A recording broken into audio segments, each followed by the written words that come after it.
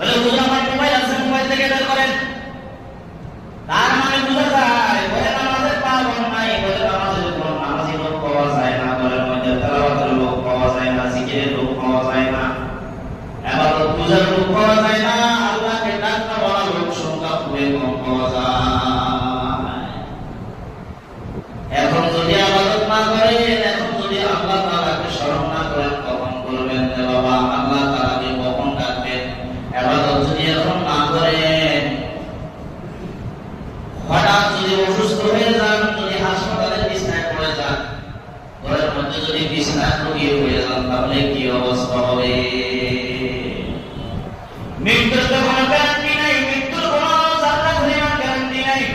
এখান থেকে যে বাসায় যাবেন এটার কোনো গ্যারান্টি নাই, আসেনি? গ্যারান্টি নাই। এই যে স্কুলের যে দুর্ঘটনা ঘটেছে, ছোট ছোট বাচ্চা